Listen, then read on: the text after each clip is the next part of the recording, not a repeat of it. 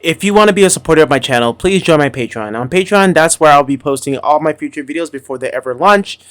You'll also be accredited at the end of every video for being a supporter and helping me with my channel and giving me time to create more content. With that, you'll also get access to all my homework during my mentorships, so you can see what I've done.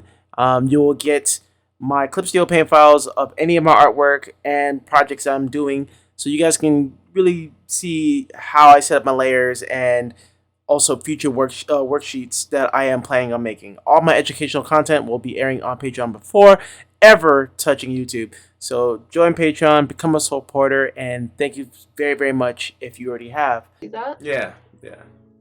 All right, let's start at the beginning. Yeah, this you're showing it. This is very clear.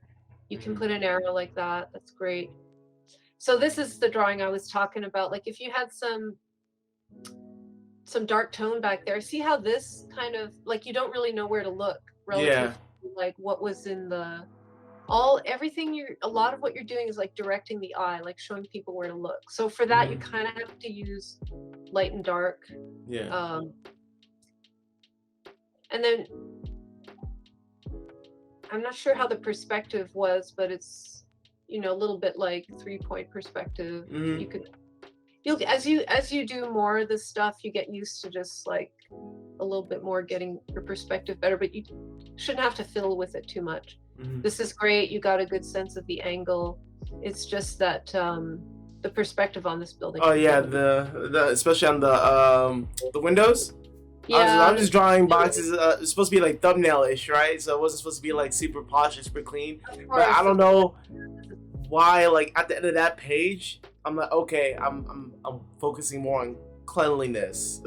Yeah. Now I know you probably. It's tricky because no matter what you're learning, right? Yeah. I feel like what made me want to talk about the themes in here is like those notes that you were writing. It's made me think like, yeah, you're thinking about like big picture story things. It's like cool to talk about that stuff as well. This is great. You're really drawing the eye to him in the center here. This is great. You know, you're showing all this works really well. And his face here, I love the way you drew that. You know, why not? You spend a little more time on the expression. That's what is important. And then you've got all these shots. And then he's fighting, he's doing the bag thing and the dialogue. You might want to write the dialogue also. But yeah, it's really good. Yeah, these are just mostly like just my notes and my thoughts on like on the scene and like how it's represented or how it's presented compositional wise, maybe naming some of the shots to be more familiar with shot calls. Right. Like this is, but see how this is such a great shot. You're basically just kind of pulling out from this to a wider, but including him and having him, like we talked about, like he can do his acting in the foreground. You got that stuff going on in the background, and you don't have to indicate the Spider-Man on the TV, but it's just cool to see that like that was there as well. Yeah. And I love that you toning the darker elements in the foreground is often really helpful, regardless of the actual lighting.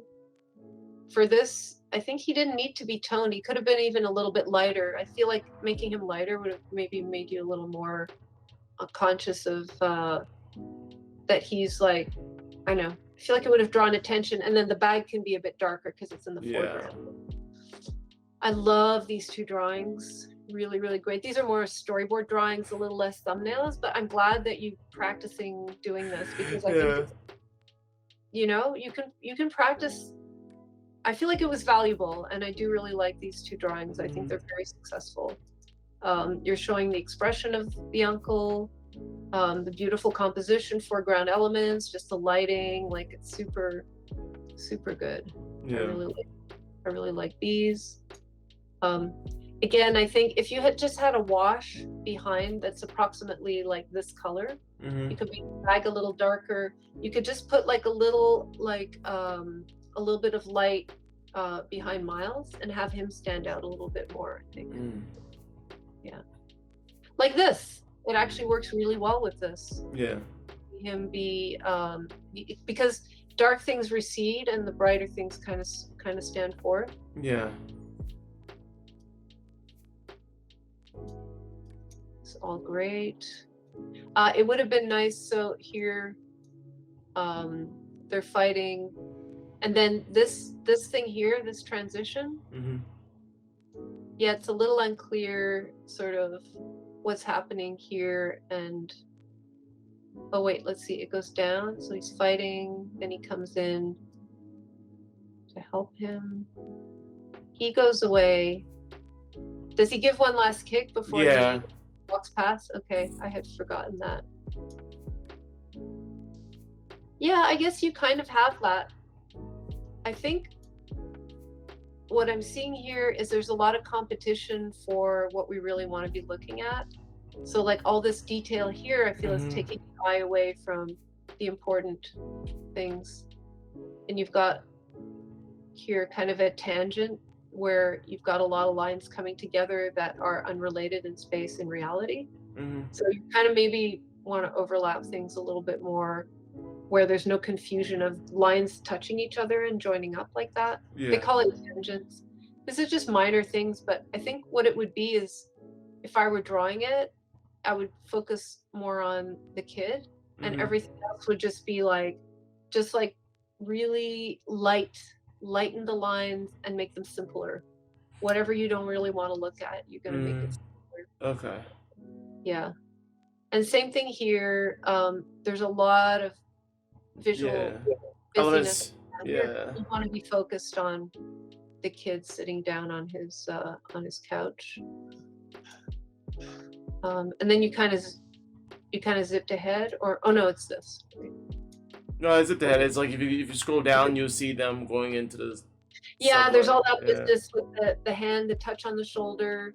I mean that's a good example. You might want to go. Yeah, I should have went back and did that. I was like, damn, I just wanted to get as many different examples down as possible. Of course.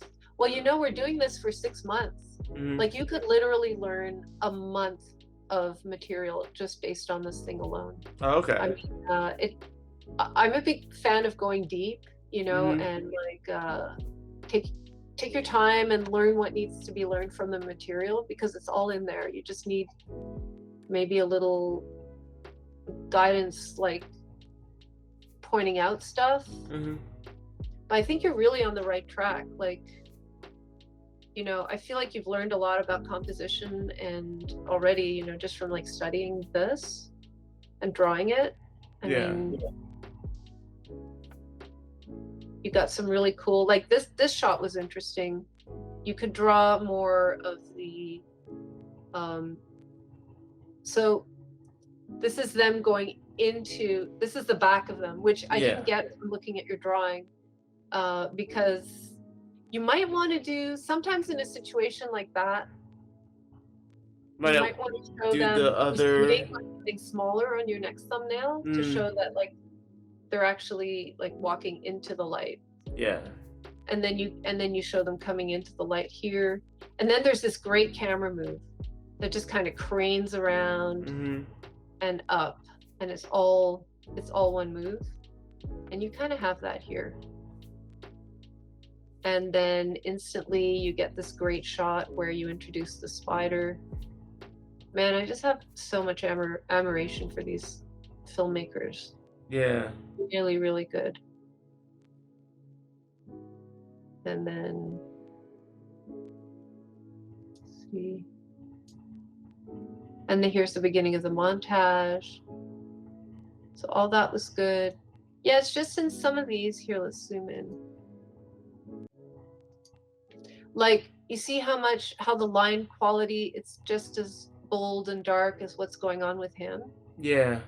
This is cool because it recedes. The background behind him recedes. You really see him, but he's getting lost. Yeah, within all the information. Yeah, you kind of want to, whatever is not important in your thumbnails, you kind of want to just knock it back and Mm-hmm. really just focus on the main things that are important, and then they'll pop out at you. Which, when you're making in the film, they do it with light, they do it with a whole bunch of other things, but all you have is, as you're doing your thumbnail, is maybe a little bit of tone or a little bit of light if you're building light on a darker background, Mm-hmm. and your lines. So you kind of have to make choices when you're doing Yeah. your thumbnails. I think I do that. I think I do that with some of the backgrounds at the very end, Yep, like the last page. yep. I just kept it at clear lines because I was like, yeah, I can see the character a lot more. He's like, it's more Oh, good. bold. Yeah, Yeah, you're seeing that for yourself. That's really yeah. good. It's showing that you have like that instinct, like, don't need me to tell you. This is great. You could have knocked these back a little bit, but this Hmm. is really good for focusing.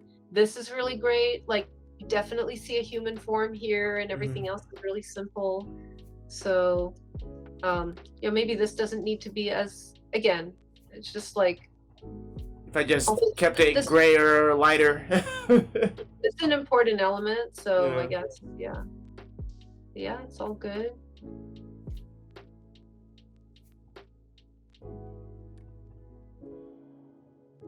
A little bit of perspective here, might want to look at. Yeah. This is really well rendered. I love your speed lines. That works perfectly well. I love this. Um, Pan down. Sometimes I show the pan so that in editorial they can just cut it in. Hmm. Um, so this, you would do this a little more for TV. Hmm. Yeah. And then you've got, once, I love how that spinning thing is the beginning of a montage sequence. Hmm. And then, again, clicking the button, that's the music starting.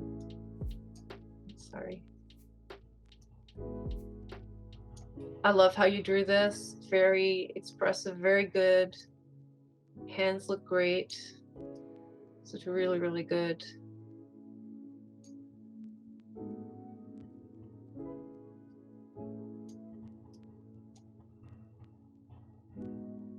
This is pretty clear. Yep. It's great. Oh, you've got this shot here, Yeah. comes toward the camera. Excellent. Yeah. Yep. Oh, you're doing really well. And that's why I just kept the That's background your gray. stage. Yeah. Oh, what's this with the hand? Is this the hand? Yeah, it's like him trying to pick up another bottle, like Oh. another spray paint bottle. It would be very hard to find that frame again. Yeah, like that's why I buy it on YouTube because you're able just to literally go frame by Yeah. frame, clicking through it. Oh, well, that's an advantage, because where I have it on Amazon, I can't do that. Hmm. And that's it. Yeah. Yeah. So overall, really great. Learning all this stuff, and as you continue, you can continue to think about. It's like the theme. So there's a lot of layers. There's the story themes. There's what's happening in the story, what's being set up for later, the dialogue, what it means, the acting. But there's also, like, how do the choices the director's making and the story artists are making support those story points, Yeah. right? And the Mhm. more you can do that, and the more depth and personality you can bring to how you support those things, the better, the better story artist you are, Yeah. basically. It's a lot, Stan. It's like, there's so much to know. I'm happy to just kind of share what I think about these things. Mhm. How do you feel that it went today? I think it went very well. I always feel like I wish I could do a lot more because I think my goal was to hit like 180, but I was like lost in time because of job searching and stuff. So I haven't really been able to sit down and focus on it as much as I wanted to. But I can totally do about like 180 thumbnails if I really tried at it. And then Yeah. also if I'm sure I would have did more if I didn't make storyboard quality thumbnails. Yeah, so here's the thing, what I would suggest, let me see if I can share Photoshop with you. Hold on one sec. I'm going to take a little more time here because I think I talked a lot. Hang on. I'm guessing just because it was like a lot to say. There's so much to say. Like, I love the work we do, you know, because it's so multi-dimensional. Like you never get bored. Yeah.